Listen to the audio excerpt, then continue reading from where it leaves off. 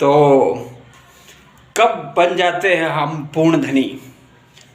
हम पूर्ण धनी तब बनते हैं जब हम इस धनवान बनने की रेस से बाहर हो जाते हैं।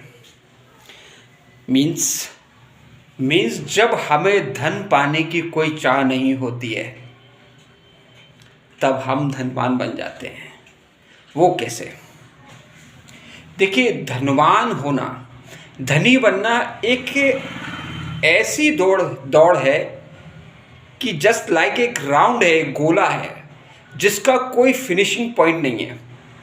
घूमते रहिए दौड़ते रहिए धन पाने के लिए, कोई फिनिशिंग पॉइंट नहीं, कभी जीत है ही नहीं।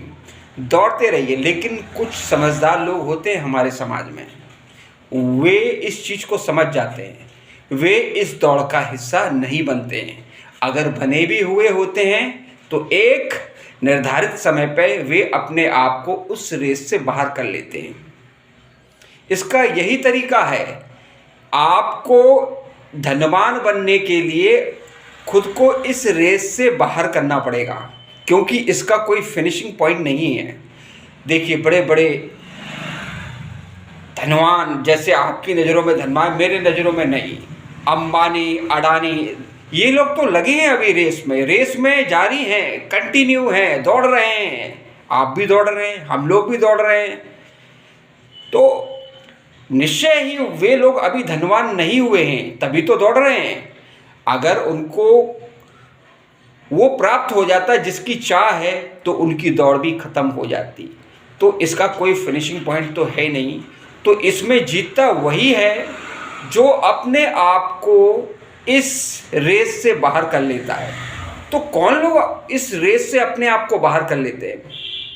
कुछ समझदार लोग, हमारे संत, मुनि, साधु, वे लोग अपने आप को इस रेस से बाहर कर लेते हैं और कहीं ना कहीं वे पूर्ण धनी हो जाते हैं।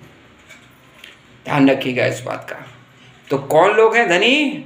ना अंबानी, ना अडानी, वे भी हमारे बराबर ही धनवान हैं। वे भी दौड़ रहे हैं, हम भी दौड़ रहे हैं। ये दौड़ उनकी भी ख़त्म नहीं हुई है, हमारी भी ख़त्म नहीं हुई है। लेकिन कुछ लोगों की ख़त्म हुई है। ख़त्म क्या, उन्होंने अपने आप को इस रेस से हटाया है। ख़त्म करने का तो कोई सवाल ही नहीं उठता, फिनिशिंग पॉइंट ही नहीं है। साधु, संत, मुनि या कुछ समझदार लोग अपने आप को इस रेस से बाहर कर लेते हैं और वे पूर्ण धनी हो जाते हैं। धन्यवाद।